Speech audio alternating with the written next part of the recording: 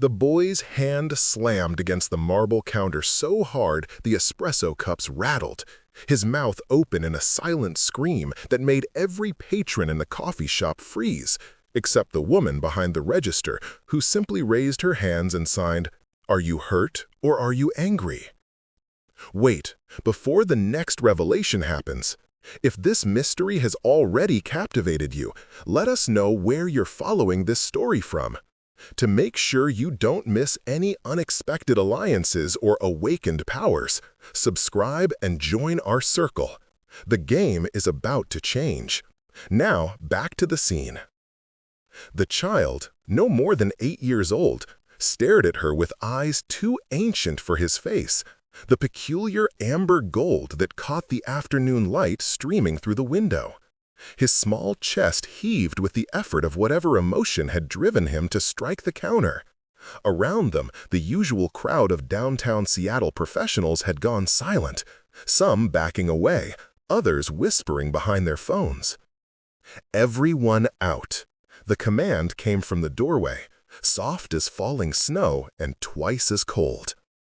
The man who spoke stood well over 6 feet, dressed in a charcoal suit that probably cost more than the entire month's revenue of the modest coffee shop. His hair was dark as midnight, pulled back from a face that would have been handsome if not for the absolute absence of warmth in his expression. He didn't raise his voice. He didn't need to. The customers fled. Only the barista remained, her hand still raised in the question she'd signed to the boy.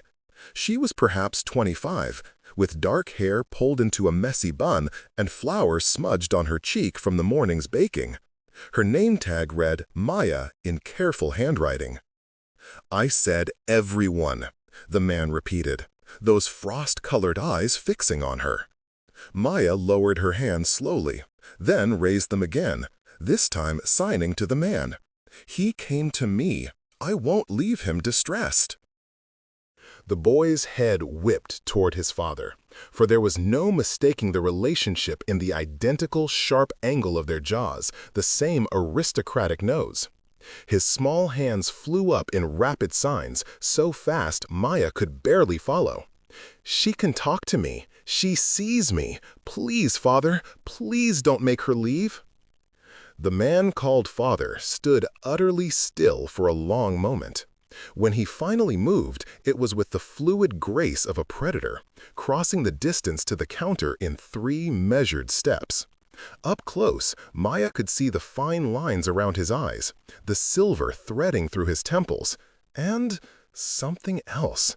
Something in the way he moved, the slight elongation of his canines when he spoke, the supernatural stillness when he chose not to breathe. "You know sign language?"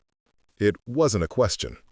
"My sister was deaf," Maya replied, keeping her voice steady despite the pounding of her heart.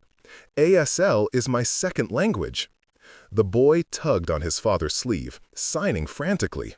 "She made me a hot chocolate last week, with cinnamon. She asked if I wanted whipped cream. She asked me, father, me, not you." "I see." The man's expression shifted almost imperceptibly, a crack in the permafrost. He looked at his son, then back to Maya. "My name is Lucian Dracos. This is my son, Adrian. We have need of someone with your particular skill set." Maya felt the weight of his gaze like a physical thing. "I'm a barista, Mr. Dracos. I make coffee." "You communicate with my son. That makes you something far more valuable." Lucian pulled a card from his jacket pocket, placing it on the counter between them. Embossed silver lettering caught the light. "Dracos International Holdings. Name your price." "I'm not for sale." Adrian's hands moved again, smaller now, almost pleading. "1 hour. Just talk to me for 1 hour. Please." Maya looked at the boy's face, at the desperate hope written there in every line, and felt something crack inside her chest. She knew that look. She'd seen it on her sister's face 1,000 times. The bone-deep loneliness of being treated as invisible, as less than, by a world that couldn't be bothered to learn your language. "I get off at 6, she said finally. "You can have 1 hour, free of charge. But we meet here, in public." Lucian's eyes narrowed. "You don't trust me." "Should I?" Maya met his gaze without flinching, though every instinct screamed at her to look away from those predator's eyes. "You just cleared out my entire shop with 3 words. That's not normal." Something that might have been respect flickered across Lucian's face. "No, it's not. 6 o'clock then. We'll return." He placed a hand on Adrian's shoulder, and the boy's face lit up with such pure joy that Maya felt tears prick at her eyes. Adrian signed rapidly to her. "Thank you, thank you, thank you. It'll be good. I'll bring my books. We can talk about everything." "I'm looking forward to it," Maya signed back, offering him a genuine smile. As they left, she noticed the way other pedestrians on the street seemed to unconsciously give them a wide berth, as if sensing something dangerous. Lucian moved through the world like a shark through water. Apex predator, untouchable, alone. The bell above the door chimed as they disappeared into the afternoon crowd. "Well," Maya muttered to herself, "that was either the best decision or the worst decision you've ever made." She had a feeling she'd find out which long before the sun set. The shop stayed mercifully empty for the next hour, giving Maya time to process what had just happened and to try to convince herself she wasn't being an idiot. She'd grown up in the foster system, bounced between 12 homes before aging out at 18. She'd learned to read people, to sense danger, to trust her instincts. And right now, her instincts were sending decidedly mixed signals about Lucian Drakos. Dangerous? Absolutely. Even without the predatory grace and the supernatural stillness, there was something about him that screamed threat at a primal level. But Adrian was just a lonely kid who'd been invisible his entire life because the hearing world couldn't be bothered to accommodate him. Maya knew that particular brand of isolation better than she wanted to admit. At 5:30, her assistant manager Priya finally returned from her break, eyes wide with curiosity. "Did I just see Lucian Drakos leave here?" she demanded, tying her apron behind her back. "As in the Lucian Drakos, the guy who owns half the commercial real estate in the Pacific Northwest?" Maya blinked. "That's who he is?" "Girl, do you live under a rock?" Priya pulled out her phone, fingers flying across the screen. "Look, Drakos International Holdings, 15 billion in assets. He's on Forbes' list of most powerful people in Seattle.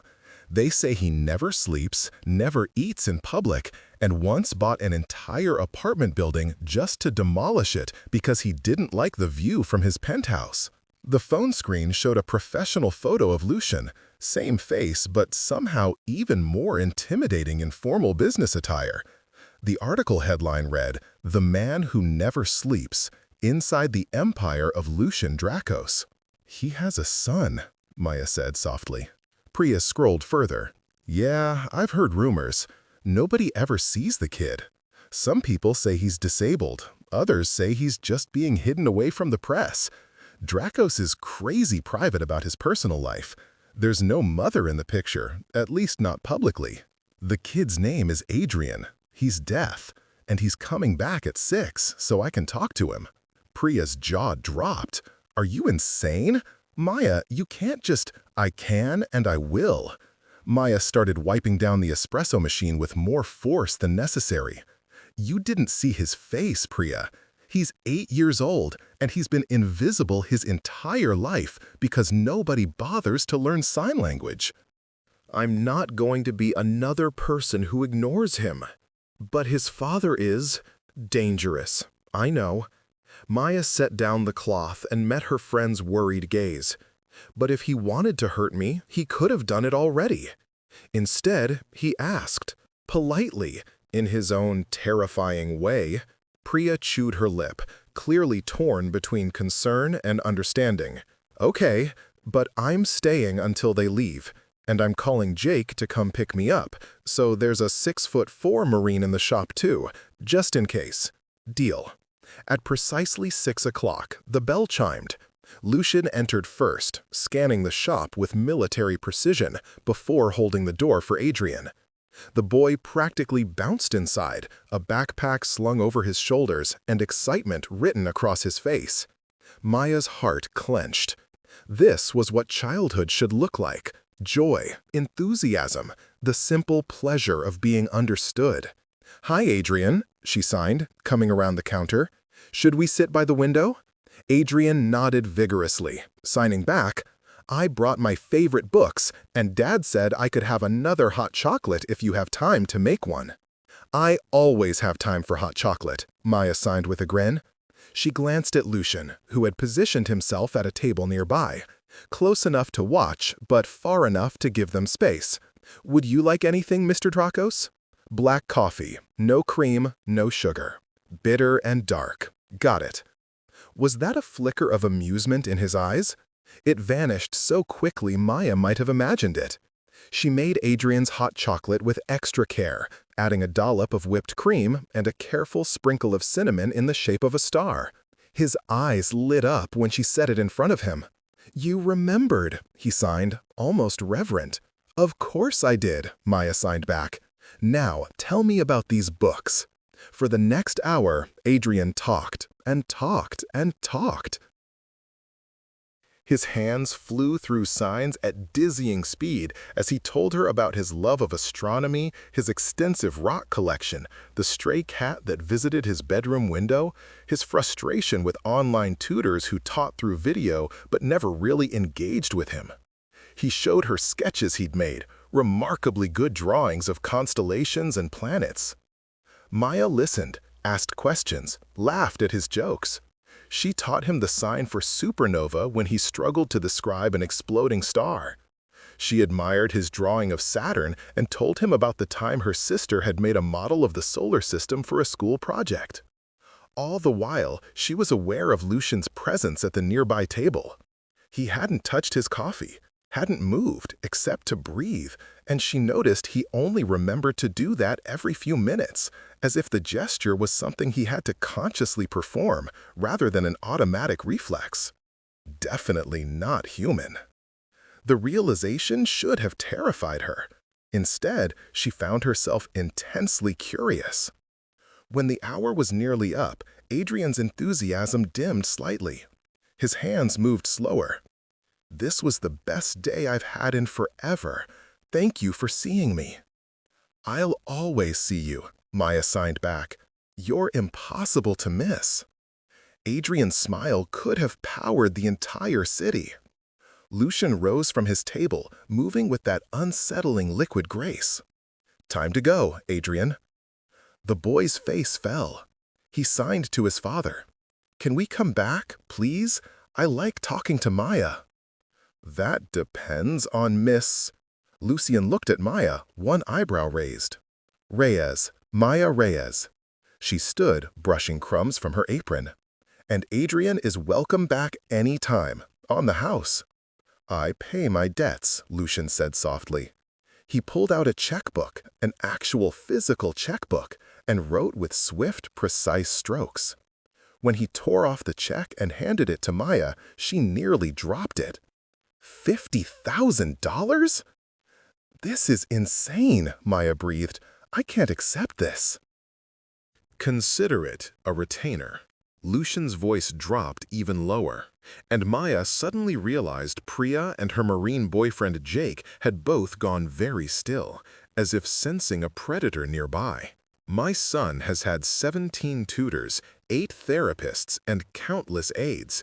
You're the first person who's made him smile in 3 years. Whatever your price, Miss Reyes, it's not high enough.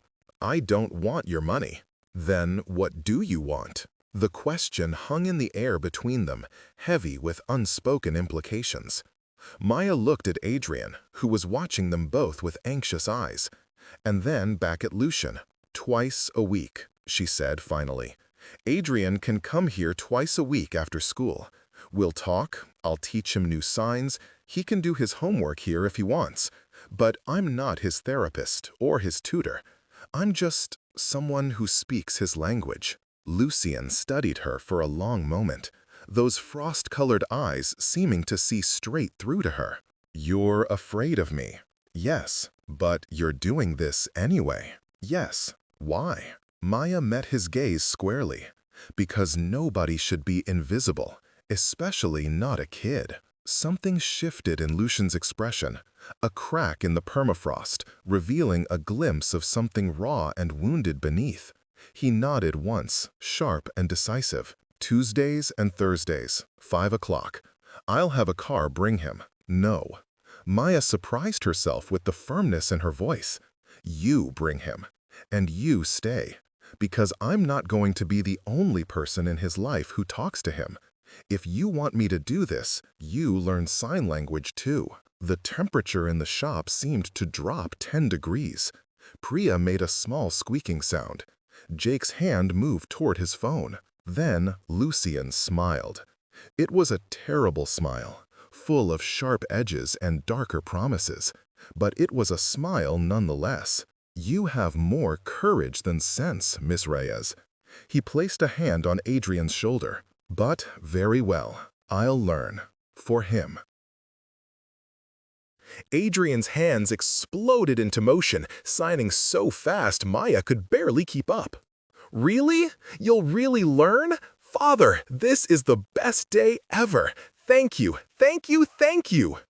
As they left, Maya sank into a chair, her hands shaking with the adrenaline crash. Priya rushed over, Jake close behind. "Do you have any idea what you just did?" Priya demanded. "You basically told Lucian Dracos, the most powerful man in the city, to jump, and he asked how high." "I told him to be a better father," Maya corrected softly.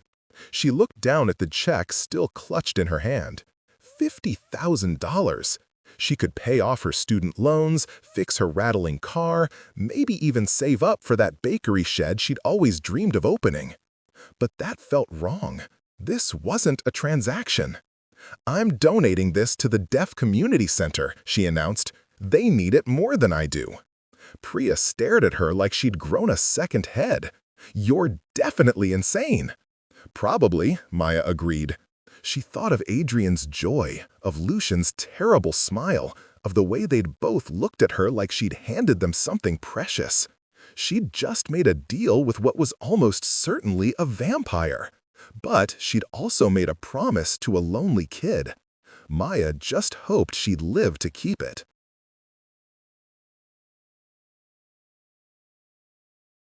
Tuesday arrived with unseasonable rain, the kind of gray drizzle that turned Seattle's streets into watercolor paintings of muted silver and steel.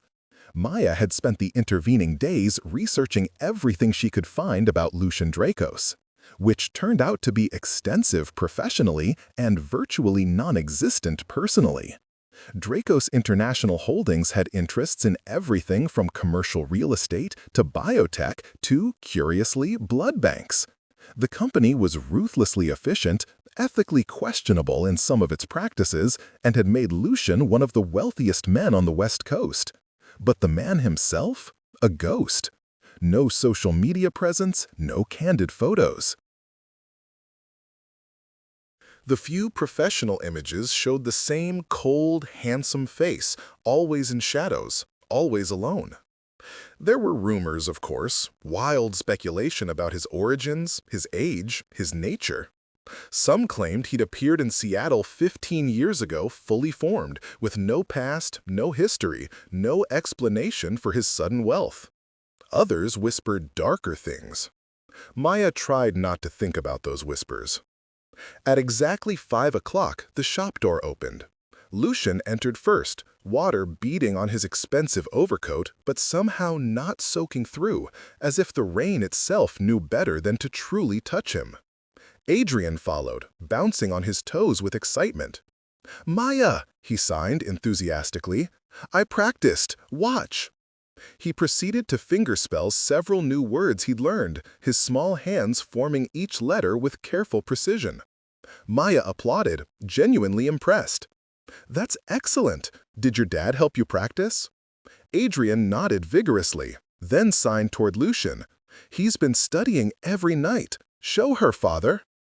Lucian removed his coat with meticulous care, hanging it on the rack by the door.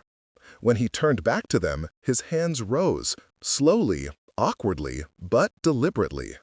"Hello, my name is Lucian. I am learning." The signs were stiff, unpracticed, the finger positions not quite correct, but he was trying. Maya felt something warm bloom in her chest. "That's a good start," she said aloud, then signed it as well. "But your hand shape on learning needs to be more open, like this." She demonstrated, and Lucian mimicked the motion with surprising focus. For a man who commanded billions, who could clear a room with a word, he approached learning sign language with the intensity of a student facing a final exam. "Adrian, why don't you grab your favorite table? I'll make your hot chocolate." The boy darted off, and Maya found herself alone at the counter with Lucian. Up close, she could see the fine details she'd missed before. The way his pupils dilated even in bright light, the absence of any visible pulse in his throat, the strange quality of his skin that seemed simultaneously flawless and ancient. "You really are going to learn," she said quietly. "I made a promise." Lucian's voice was pitched low enough that only she could hear. "I don't break my promises, Miss Reyes. Maya. If we're going to do this twice a week, you should call me Maya. Maya." He tested her name like he was tasting something new. "You should know what you're getting involved in. I know you're not human." The words came out before she could stop them. "I'm not stupid, Mr. Dracos. Nobody moves like you do. Nobody has eyes like yours. And that bit where you stopped breathing for 3 solid minutes while sitting in my shop? Dead giveaway. Pun intended." The corner of his mouth twitched. "You're not running. Would it help if I did? No. Then I might as well stay." Maya busied herself with Adrian's hot chocolate, trying to keep her hands steady.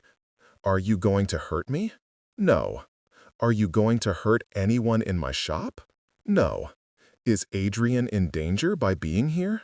He's safer with you than anywhere else in the city." Lucian's voice carried a strange note, not quite vulnerability, but something close. "You see him as a child, a bright, wonderful child who deserves patience and understanding. The rest of the world sees him as a liability, a weakness, a target." Maya paused in her preparation of the hot chocolate. A target for what? For people who would use him to get to me. Lucian's eyes had gone distant, focused on something she couldn't see. "There are factions who view my power as a threat, and Adrian, for all his brightness, cannot defend himself, cannot even cry out for help if he needs it." Understanding crashed over Maya like a cold wave. "That's why you keep him hidden. Not because you're ashamed, but because you're protecting him. Yes. And you're letting him come here, to a public place, because? Because I watched my son experience genuine joy for the first time in years, and I realized that a life lived entirely in fear is no life at all." Lucian turned those frost-colored eyes on her, and Maya saw something fierce burning in their depths. "You've given him something I cannot, the simple gift of being seen. If there's a risk in that, I've decided it's worth taking." "That's very trusting of you." "No, Miss Reyes, that's very desperate of me." The raw honesty in his voice stole Maya's breath. Before she could respond, Adrian appeared at the counter, tugging on his father's sleeve. "Can we start? I want to show Maya my new homework. It's about the solar system." The vulnerability vanished from Lucian's face, replaced by his usual careful mask. But Maya had seen it now, that glimpse of the man beneath the monster. A father who loved his son enough to risk everything, even exposure, even vulnerability, to give him one taste of normalcy. "Go ahead," Lucian signed, the gesture still awkward but readable. "I'll watch and learn." For the next hour, Maya and Adrian talked about planets and stars, about the vastness of space and the loneliness of distant worlds. Adrian showed her calculations he'd done, impressive mathematics for an 8-year-old, and sketches of various spacecraft designs he'd imagined. All the while, Lucian watched from his table, occasionally attempting to sign a question or comment. His progress was remarkable, actually. By the end of the hour, he could form basic sentences, though his fingerspelling was still clumsy. But what struck Maya most was the way he looked at his son. When Adrian's back was turned, when the boy was absorbed in explaining the difference between a comet and an asteroid, Lucian's face would soften into something achingly tender. The ancient predator would vanish, replaced by a father watching his child bloom. It was beautiful and heartbreaking in equal measure. As they were preparing to leave, Adrian signed to Maya, "This is my second best day ever. The best was Saturday when Father said yes to coming back." "I'm glad," Maya signed back. "Same time on Thursday?" "Yes." Adrian practically vibrated with excitement.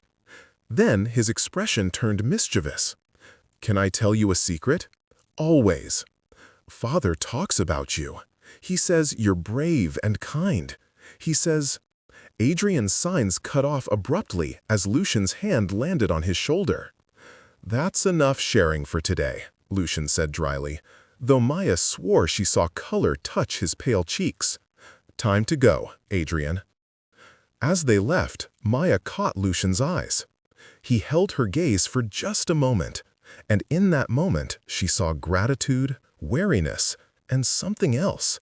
Something that made her pulse quicken despite every logical reason she should be terrified. "See you Thursday," she called after them. Lucian nodded once, sharp and precise, and then they were gone into the rainy evening. Priya emerged from the back room where she'd been pretending to do inventory. "Okay, so I was eavesdropping, obviously. And did that super scary vampire billionaire just basically say he talks about you? Like, to his son? About how brave and kind you are?" "Don't read into it," Maya said firmly, even as her heart did a traitorous little flutter. "He's grateful, that's all." "Right, grateful." Priya's grin was knowing. "Because wealthy, immortal, supernatural creatures are known for their gratitude." "Stop. I'm just saying, the man looks at you like you're the first sunrise he's seen in 1,000 years. Priya!" But that night, alone in her tiny studio apartment, Maya replayed that moment in her mind. The way Lucian had looked at her, the raw honesty in his voice when he'd said, "desperate." She was playing with fire, and she knew it. The question was whether she'd get burned, or whether she might just be the one thing that could withstand the heat. Thursday came, and with it, Adrian, but this time without Lucian. Maya felt the absence like a physical thing as a driver she didn't recognize brought the boy inside. Adrian immediately signed an explanation. "Father had an emergency meeting. He's sorry, but he sent Victor to watch over me." The driver, Victor, apparently, was built like a tank and had eyes that scanned the coffee shop with military efficiency. He took up position by the door, arms crossed, looking like he could bench press a car. "Friendly," Priya muttered under her breath. Adrian seemed unperturbed by his father's absence. He settled into their usual table and pulled out a new set of sketches, these ones featuring various types of telescopes. But Maya couldn't shake the feeling of disappointment that had settled in her chest. Which was ridiculous. She should be relieved that Lucian wasn't here, looming nearby with his predatory grace and his unsettling eyes. She should be, but she wasn't. They were halfway through Adrian's explanation of radio telescopes when the shop door burst open. A woman strode in, tall, elegant, with silver blonde hair and eyes like chips of ice. She wore a designer suit that probably cost more than Maya's car, and moved with the same supernatural grace that marked Lucian. Victor immediately stepped forward, positioning himself between the woman and Adrian. His hand moved to his jacket, where Maya was suddenly certain he carried a weapon. "Who is that?" Maya signed to Adrian, keeping her movements small. The boy's face had gone pale, his hands shaking as he signed back. "Aunt Seraphine, father's sister. He doesn't like her." "Well, well," the woman, Seraphine, drawled, her voice carrying an accent Maya couldn't quite place. "Old European, maybe. Is this where my dear brother has been spending his evenings? How quaint." "Ma'am, you need to leave," Victor said, his hand now visibly on the weapon at his hip. "Mr. Dracos gave explicit instructions." "Oh, I'm sure he did." Seraphine's smile was all teeth and malice. "But I'm merely here to see my nephew. Surely even Lucian can't object to a family visit." She glided forward, and Maya felt her hackles rise. Every instinct she'd honed in the foster system, every survival mechanism she'd developed, was screaming at her to get Adrian and run. Instead, she stood up and placed herself between Seraphine and the boy. "I'm sorry, but Adrian is in the middle of his tutoring session. If you'd like to schedule a visit, you'll need to clear it with his father first." Seraphine's eyes fixed on Maya, and it was like being seen by something ancient and hungry. "And you are the barista." Maya kept her voice level, though her heart hammered against her ribs. "Now, I'm going to have to ask you to leave. You're disrupting my other customers." It was a blatant lie. There were no other customers, and Seraphine clearly knew it. But the vampire woman paused, tilting her head like a predator sizing up unexpected prey. "How fascinating! My brother has found himself a little pet human who thinks she can protect his damaged whelp." Seraphine's smile widened. "Tell me, does Lucian know you're playing guardian to his weakness? Or have you wormed your way into his good graces for your own purposes?" Out! Victor had drawn his weapon now. Not a gun, Maya realized, but something stranger. A blade that seemed to drink in the light. "Lady Seraphine, I have standing orders. Leave now, or I will make you leave." For a moment, violence hung in the air like a raised blade. Then Seraphine laughed, a sound like breaking glass. "Oh, this gets more interesting by the day. Very well, Victor. Tell my dear brother I stopped by to check on the boy. And tell him," her eyes cut to Maya, "tell him to be more careful about who he allows near his greatest vulnerability." She swept out of the shop with a flourish, leaving silence in her wake. Maya's legs felt like water. She sank into the nearest chair, adrenaline making her hands shake. Adrian immediately grabbed her sleeve, his signs frantic. "Are you okay? She's dangerous. She's always been dangerous. I'm sorry, I'm sorry." "Hey." Maya caught his hands gently, forcing him to look at her. "I'm fine. See? Everything's fine. She's gone." But Victor was already on his phone, speaking in rapid, low tones. Maya caught fragments. "Confrontation. Yes, the barista intervened. She's aware. No, the boy is unharmed." Within 15 minutes, the shop door opened again. This time, Lucian entered like an approaching storm, all barely contained fury and lethal grace. His eyes found Adrian first, scanning him for any sign of harm, then cut to Maya. "Tell me exactly what happened," he commanded. Maya recounted the incident while Adrian signed his own version simultaneously. By the time they finished, Lucian's jaw was so tight she thought it might shatter. "Victor, take Adrian home, now." His voice brooked no argument. "But father," Adrian started to sign. "Now, Adrian, please." The please seemed to cost him. "I need to speak with Maya." The boy looked between them, worry clear on his face, but he gathered his books. As Victor led him toward the door, Adrian turned back and signed to Maya. "Thank you for protecting me. You're the bravest person I know." Then they were gone, and Maya was alone with a vampire who looked like he was contemplating murder. "That was incredibly foolish," Lucien said, softly, dangerously. "Do you have any idea what Seraphine could have done to you?" "Probably killed me with her pinky finger," Maya shot back, her own fear transmuting into anger. "But she was threatening your son, so what exactly did you expect me to do? Run, hide, call for help."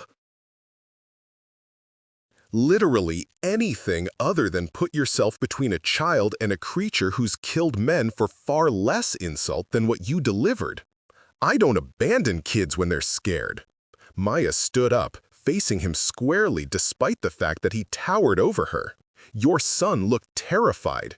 Your bodyguard had a weapon drawn, and that woman, your sister, was looking at Adrian like he was prey. So yes, I stepped in. I'd do it again. Lucien stared at her for a long moment. Then, shockingly, he laughed, a harsh, bitter sound. "You're either the bravest woman I've ever met or the most suicidal." "Can't I be both?" "Apparently."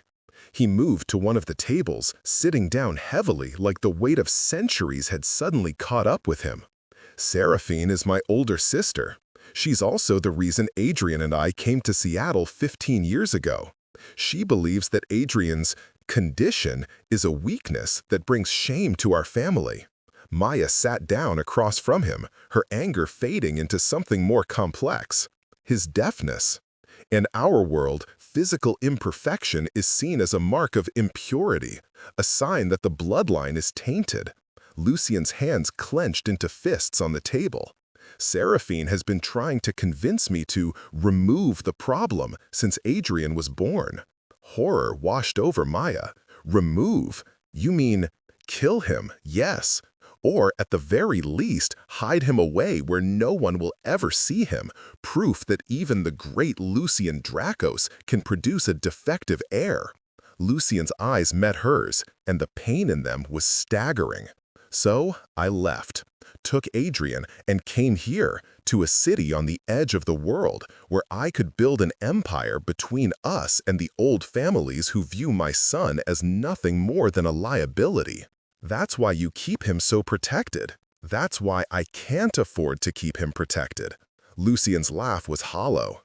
"Adrian isn't weak because he can't hear. He's brilliant, creative, resilient. But the life I've given him, isolated, hidden, afraid, that's making him weak. You showed me that. You gave him 2 hours of normalcy, and he's more alive than I've seen him in years." Maya reached across the table, almost touching his hand before thinking better of it. "So we keep doing it, twice a week, regular as clockwork. You learn sign language, Adrian learns that the world isn't entirely composed of people who want to hurt him, and maybe, just maybe, you both get to be something other than afraid." "And what about you?" Lucien's voice was rough. "What do you get besides putting a target on your back?" Maya thought about it, about the lonely kid who'd found someone who could speak his language, about the ancient vampire learning to be a better father, about the way her carefully ordered life had been upended in the best possible way. "I get to matter," she said simply. "I get to be the person I wish had been there for my sister. I get to make a difference." Lucien looked at her like she was something rare and precious, something he didn't quite know how to handle. When he spoke again, his voice was barely above a whisper. "Seraphine won't stop. Now that she knows about you, she'll see you as leverage, a weakness she can exploit to force my hand. Then we'll deal with her together." Maya met his eyes steadily. "You're not alone anymore, Lucien. Neither is Adrian. Get used to it." For just a moment, That careful mask shattered completely. Maya saw raw vulnerability in Lucian's face, hope and terror warring in equal measure. Then he rose, composing himself with visible effort. I should go. Make sure Adrian is settled. He paused at the door, looking back. Thank you, Maya, for your foolish, reckless courage. Anytime, vampire billionaire. She offered a small smile. Same time next Tuesday? Wild horses couldn't keep us away. He almost smiled back. Though I'm increasing your security detail. Victor will be stationed outside during your sessions. Non-negotiable. Fine, but he has to try the cinnamon rolls. Also non-negotiable. This time, Lucian did smile. Small and fleeting, but genuine. Then he was gone into the night. Priya emerged from where she'd been hiding in the storage room. So, that just happened. Yeah, you just made an enemy of an ancient vampire. Yeah, and you're already planning to be here next Tuesday? Yeah. Priya shook her head, but she was grinning. You know what? I always knew you had a death wish, but I didn't realize it came with such good-looking complications. Maya threw a dish towel at her.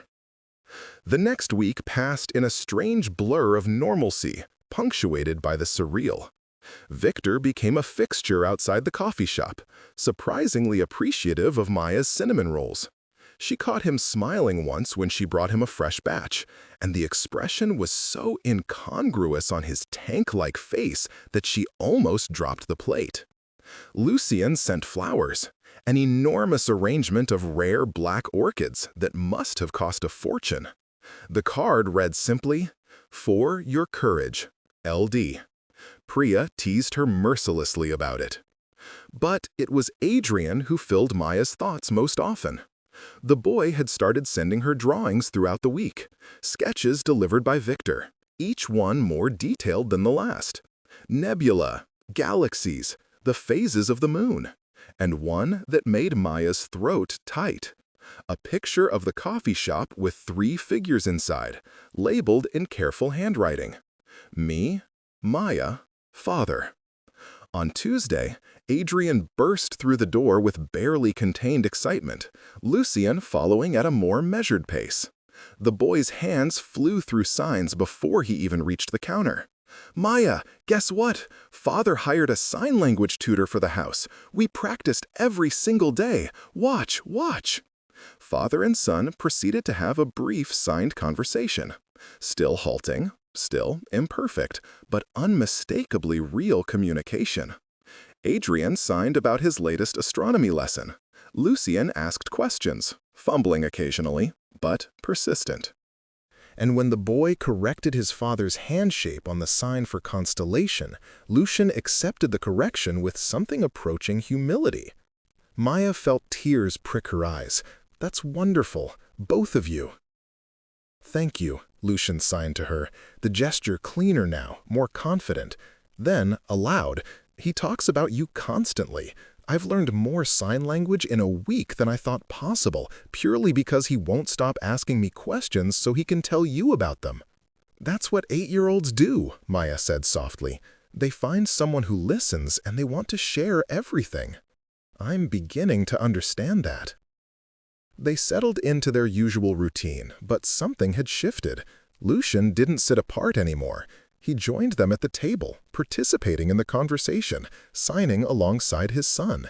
His presence was less guard and more father, still protective, still watchful, but also engaged. Halfway through the session, Adrian excused himself to use the restroom. The moment he was out of sight, Lucian's demeanor changed.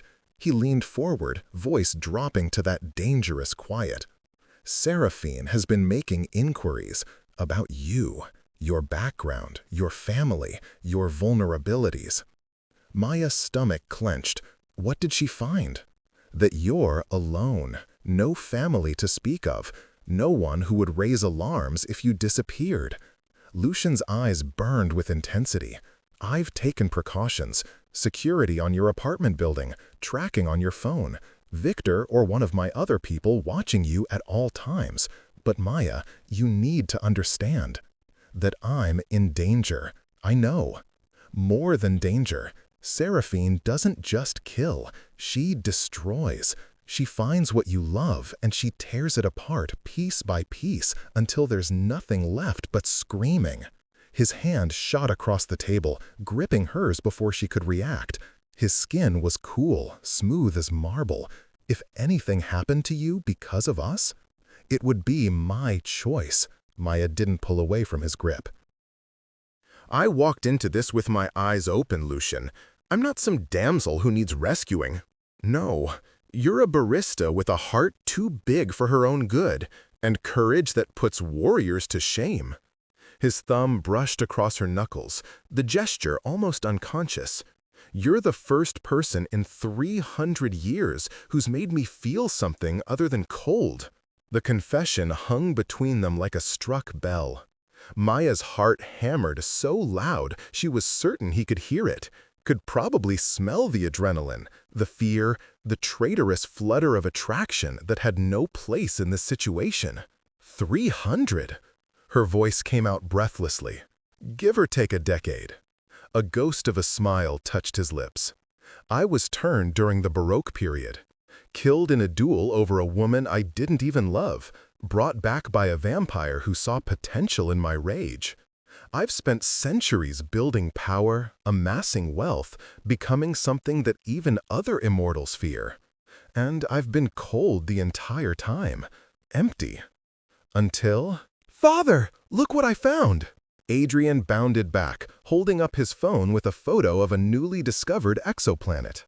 The moment shattered. Lucian released Maya's hand smoothly, leaning back as if nothing had happened, but the air between them still crackled with everything unsaid. They finished the session with Adrian blissfully unaware of the tension, chattering about potentially habitable worlds. When they finally left, Lucian caught Maya's eyes one last time. "Be careful," he signed. Then aloud, "Please, you too," she whispered. That night, Maya couldn't sleep. She lay in her bed, staring at the ceiling, thinking about cool hands and ancient eyes, and the way Lucian had said cold, like it was a curse he'd carried for 3 centuries. She was falling for a vampire. The thought should have terrified her. Instead, it felt inevitable, like gravity, like the pull of the moon on tides, dangerous and inescapable, and utterly beyond her control. Somewhere in the darkness, she heard a sound, a footstep that shouldn't exist in her 4th-floor apartment. Maya froze, every nerve suddenly screaming danger. She reached slowly for her phone on the nightstand, but a voice stopped her cold. "Don't bother, little human. It's far too late for rescue." Seraphine stepped from the shadows, her silver hair catching the streetlight filtering through the curtains. She moved with that terrible, liquid grace, and Maya knew with absolute certainty that she was about to die. "He told you to be careful," Seraphine purred, perching on the edge of Maya's bed like a cat settling in for the kill. "But you didn't listen, did you? You couldn't resist playing savior to the poor, damaged boy. How noble, how utterly stupid." Maya forced herself to speak through her terror. "If you hurt me, Lucian will—" "What? Hunt me down? Kill his own sister?" Seraphine laughed, that breaking glass sound. "Oh, sweetling, you don't understand our world at all. Family bonds are sacred among our kind. Lucian can posture all he wants, but when it comes down to it, he won't risk centuries of bloodline politics for a human he's known for 3 weeks. You're wrong." Maya sat up slowly, careful not to make any sudden movements. "I've seen the way he looks at Adrian. Family might be sacred, but that boy is everything to him. And if you hurt me, you hurt Adrian. Lucian won't forgive that." Something flickered in Seraphine's eyes. Uncertainty? Maybe. Or recalculation. You're very confident for someone whose heart I could rip out before you finished screaming. Because I'm not afraid of you. It was a lie. Maya was absolutely terrified. But she'd learned young that predators could smell fear, and the only way to survive was to never, ever let them see you bleed. Seraphine leaned in close, her breath cold against Maya's cheek. You should be. Then she was gone, vanished between one heartbeat and the next, leaving only the faint scent of something ancient and deadly. Maya's phone buzzed, a text from an unknown number. Victor is outside your door. Let him in, now. She scrambled out of bed, throwing open her apartment door. Victor stood there, weapon drawn, eyes scanning the hallway with military precision. She was here, Maya gasped. I know, I smelled her. Victor stepped inside, performing a quick sweep of the apartment. Mr. Draco's is on his way. Pack a bag. You're not staying here tonight. I'm not leaving my home. You are if you want to see morning. Victor's voice was hard. Lady Seraphine just declared open season. If you stay here, you die. Simple as that. Maya wanted to argue, wanted to stand her ground and refused to be driven from her home by some centuries-old vampire with a superiority complex.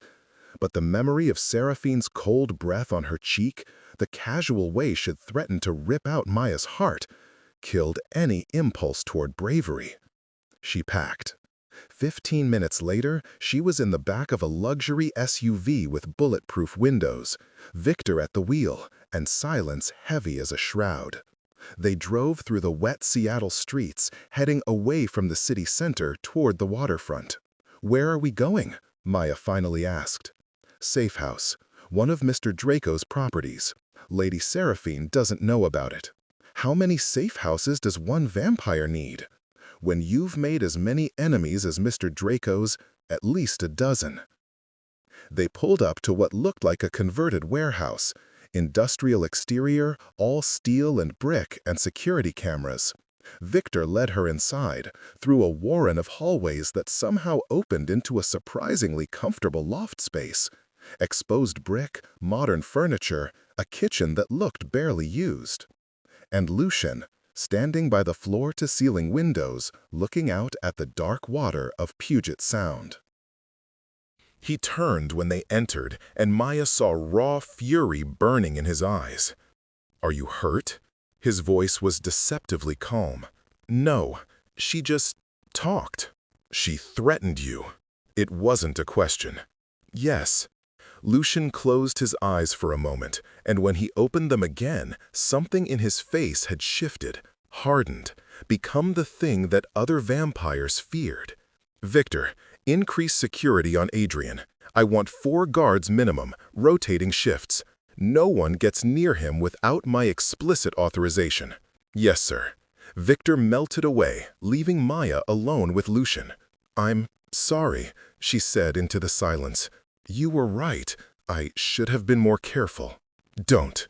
Lucian crossed the space between them in 2 strides, his hands coming up to frame her face with surprising gentleness. Don't you dare apologize for having the courage to live your life. Seraphine is the one at fault here, not you, never you.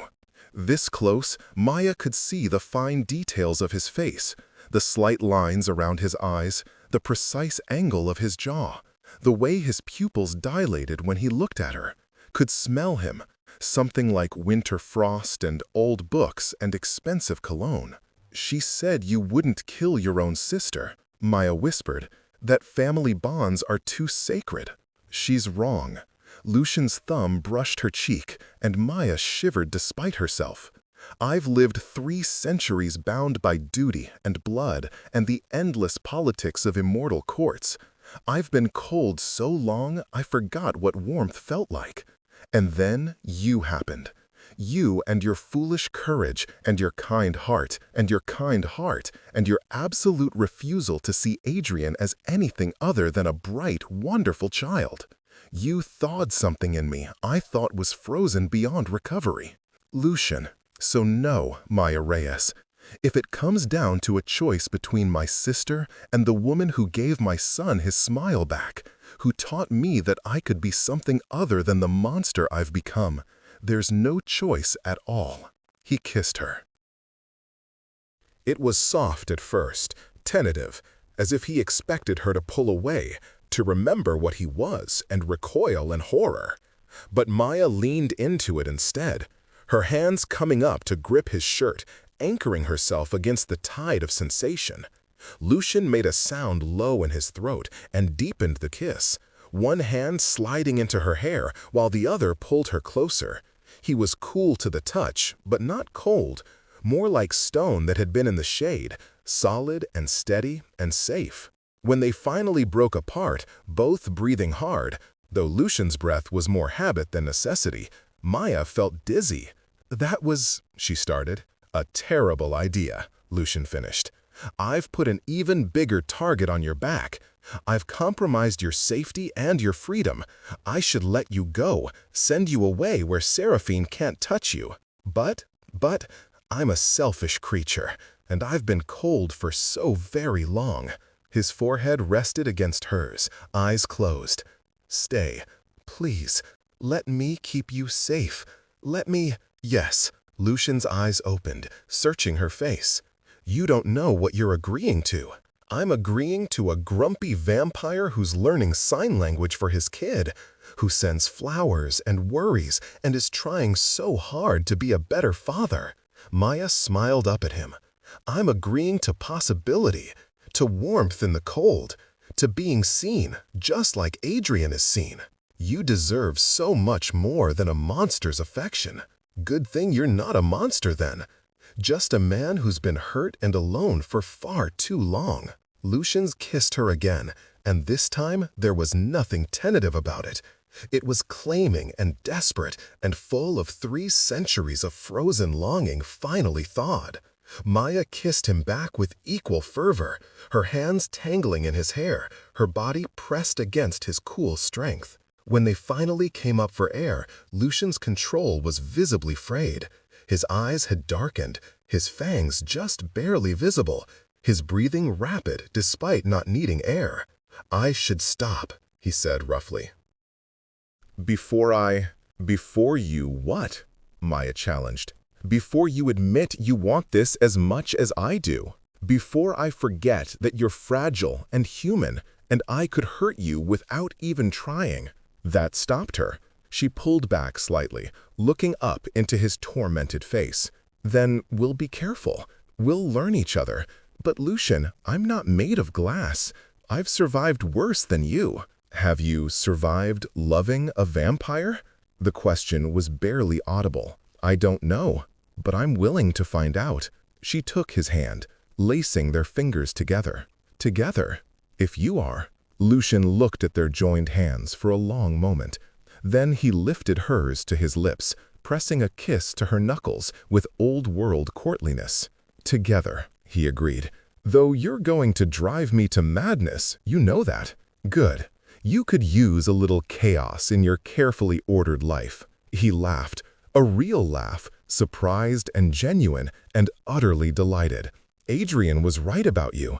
You are the bravest person we know. Or the most foolish? Can't you be both?" Maya grinned. "Apparently." They stayed like that for a while, just holding each other in the dim light of the safe house, while outside, the Seattle rain painted patterns on the windows, and somewhere in the darkness, Seraphine plotted her next move. But for now, for this moment, Maya felt safe, protected, seen, and maybe that was worth any risk. The next 2 weeks passed in a strange sort of limbo. Maya moved between her apartment, now heavily guarded, the coffee shop, now equipped with enough security to rival a government building, and Lucian's safe house, where she increasingly spent her nights. Adrian continued his twice-weekly visits, blissfully unaware of the undercurrents of tension. His sign language improved dramatically, as did Lucian's, and Maya found herself looking forward to those sessions with an intensity that surprised her. But it was the nights that changed everything. After Adrian was safely tucked away in Lucien's fortress of a mansion across the city, Lucien would return to the safe house. And there, in the privacy of those industrial walls, they would talk about everything, about nothing. Maya learned that Lucien had been born in 1694 in what was now Romania, the third son of a minor noble family. That he'd been turned at 27 while fighting a duel over a gambling debt. That he'd spent his first century as a vampire learning to hate what he'd become, his second century building power to protect himself, and his third century simply trying to feel something, anything, other than empty. Adrian's mother had been human, a brief, passionate affair 200 years ago that had resulted in an unexpected pregnancy. The woman had died in childbirth, leaving Lucien with a newborn half-vampire who couldn't hear and a sister who wanted the child dead for bringing shame to their bloodline. "I didn't know how to be a father," Lucien confessed one night, lying beside Maya in the darkness. They hadn't done more than kiss. He was terrified of hurting her, and she was content to take things slow. I'd spent 2 centuries avoiding emotional attachment, and suddenly I had this tiny, helpless creature who needed me, who looked at me with Adrian's eyes and expected me to know what to do. "You figured it out," Maya said softly, her head on his chest.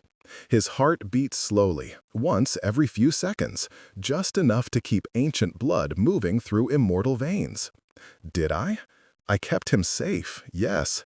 Fed him, clothed him, educated him, but I also isolated him, made him invisible to protect him from Seraphine and the others like her. I turned my fear into his prison. And then you met a stubborn barista who wouldn't take no for an answer. And then I met you." Lucien's hand stroked through her hair, the gesture tender. "You showed me that Adrian wasn't broken, that he didn't need fixing. He just needed someone to see him. He needed his father to see him." Yes, and I was too blind with fear to realize it until you held up a mirror. Lucien shifted, rolling to his side so he could look at her properly. "You changed everything, Maya. In 3 weeks, you've done what centuries couldn't. You've made me want to be better, to be more than just a monster playing at civilization." You're not. "I am." His voice was firm. "I've killed, Maya, hundreds of people over 3 centuries. Some deserved it, most didn't. I've built my empire on blood and fear and ruthless calculation. I'm not some misunderstood hero from a romance novel. I'm a predator who's learned to wear a human face." Maya absorbed this, processing the weight of his confession. She should be horrified, terrified, running for her life. Instead, she asked, "Do you still kill?" "Not unless absolutely necessary. Not for decades. Why? Because I got tired of being a monster. Because I wanted to see if I could be something else." His hand cupped her face. "Because Adrian deserved a father who wasn't a nightmare. And now? Now that you've met me? Now I want to be someone worthy of the way you look at me. Like I'm a man instead of a monster.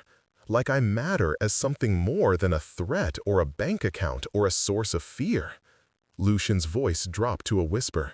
"You make me want to be human again, even though I know I never can be." Maya kissed him, slow and deep, trying to pour everything she couldn't say into the gesture. When they finally broke apart, she rested her forehead against his. "You don't need to be human to be good, Lucien.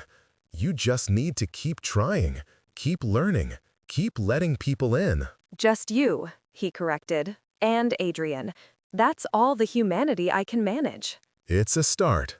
They fell asleep like that, tangled together in the darkness, while outside, Victor and a rotation of guards kept watch against the sister who wanted Maya dead. The attack came on a Thursday. Adrian had just finished showing Maya his latest sketches, detailed plans for a telescope he wanted to build, when the coffee shop's windows exploded inward. Vampires poured through the breach, moving with that terrible supernatural speed, and Maya had just enough time to think Seraphine before Victor was there, blade singing through the air. Under the counter, Maya signed frantically to Adrian, even as she grabbed the boy and shoved him toward relative safety. But Adrian was frozen, eyes wide with terror, and Maya realized with horrifying clarity that he couldn't hear the sounds of battle, couldn't process the danger through sound cues like a hearing person could. He only knew that suddenly there was broken glass everywhere, and his father's guard was fighting monsters, and Maya was shoving him somewhere. She grabbed his face, forcing him to look at her. "Stay down, stay hidden, don't move until your father or Victor comes for you, understand?" Adrian nodded, tears streaming down his face, and scrambled under the counter. Maya looked up to see 3 vampires between her and the door. Victor was engaged with 2 more, his blade weaving a pattern of silver death. But the 3 advancing on her position wore smiles that promised pain. "The little human who thinks she can steal our prince," one of them purred, female, with dark hair and eyes like fresh blood. "Seraphine sends her regards." Maya grabbed the nearest weapon, a scalding pot of coffee, and threw it in the vampire's face. The creature shrieked, and Maya used the distraction to grab a chair, swinging it with all her strength. It shattered against the vampire's arm like it was made of balsa wood. The vampire laughed. "Oh, this will be fun." Lucien appeared between one heartbeat and the next, and the temperature in the room dropped 30 degrees. He moved like liquid death, and the vampire who'd been about to kill Maya found herself missing her head before she could finish gloating. The other 2 attackers tried to flee. They didn't make it 5 feet. In under 30 seconds, the battle was over. 5 vampires lay dead or dying. Victor was bleeding from a dozen wounds but still standing, and Lucien stood in the center of the carnage like an avenging angel carved from ice and fury. Then his eyes found Adrian's hiding spot under the counter, and the monster vanished. He crossed to his son, kneeling down and signing with shaking hands. "Are you hurt?" "No, Maya saved me. She told me where to hide." Lucien's eyes cut to Maya, and the gratitude there was staggering. He rose, closing the distance between them in 2 strides, and pulled her into his arms. "Are you hurt?" His hands ran over her, checking for injuries. "I'm fine, just scared." "Lucien, they knew Adrian would be here." "I know." His voice was murder, which means someone in my organization is feeding information to Seraphine, someone close enough to know Adrian's schedule. "What do we do?" "We end this." Lucien pulled back, his face carved from stone. "Tonight. I'm done playing defensive. Seraphine wants war? I'll give her one." "Father?" Adrian had emerged from his hiding spot, signing hesitantly. "What's happening?" Lucien knelt again, this time taking his son's hands in his. "Your aunt has decided to break ancient law by attacking openly. That means I'm permitted to respond with full force. Tonight, we settle this once and for all. But first, I'm taking you and Maya somewhere even she can't find you." "The old safe house?" Adrian signed. "The one under the mountain?" "Yes. Victor will take you both. I'll join you when it's finished." "You're going after Aunt Seraphine?" "Yes." "Will you kill her?" The question hung in the air like a blade. Lucien looked at his son, and Maya saw him make the choice to be honest rather than reassuring. "If she gives me no other choice, yes." "She's tried to hurt you, tried to kill Maya, and broken every oath she swore to our family. That cannot stand." Adrian absorbed this, his young face far too serious. Then he signed. "I love you, Father. Come back to us. Always." Lucien pulled his son into a fierce hug, something he never would have done 4 weeks ago. When he released Adrian, he stood and faced Maya. "Keep him safe, please." "With my life," Maya promised. "I'd rather you keep yourself safe too," Lucian said roughly. Then he kissed her, hard and fast and full of desperation. "When this is over, we're leaving Seattle. Going somewhere Seraphine and her allies can never find us. The three of us. If you'll come." "Is that a proposal?" Maya tried to keep her voice light. "It's a desperate plea from a vampire who's finally found something worth living for." His hands framed her face. "Say yes, Maya. Say you'll come with us. Build a life where Adrian can be normal, and we can figure out what the hell we're doing, and I can spend the next century proving to you that you didn't make a terrible mistake." "Yes," Maya kissed him once more. "Obviously yes, you dramatic immortal. Now go, finish this, and come back to us." Lucian nodded once, then turned to Victor. "Get them to the mountain. Full lockdown protocol. No one in or out until you hear from me directly." "Yes, sir." Victor was already ushering Maya and Adrian toward the back exit, toward the armored vehicle waiting in the alley. Maya looked back once, catching a final glimpse of Lucian standing in the ruined coffee shop, surrounded by the bodies of his enemies, looking every inch the apex predator he was. Then they were moving, speeding through Seattle streets toward whatever sanctuary Lucian had prepared. Adrian signed to her in the darkness of the vehicle? Maya thought about the casual way Lucian had killed 5 vampires, about the 3 centuries of violence written into every line of his body, about the cold fury in his eyes when he looked at the creatures who'd threatened his son. "Yes," she signed back with more confidence than she felt. "Your father is the most dangerous thing in this city. He'll be fine." She hoped she was right. The safe house under the mountain turned out to be a bunker carved into the rock of the Cascade foothills, accessible only through a series of tunnels and security checkpoints that would make a military base jealous. Victor led them through the labyrinth, finally arriving at a surprisingly comfortable living space, complete with bedrooms, a full kitchen, and enough supplies to last for months.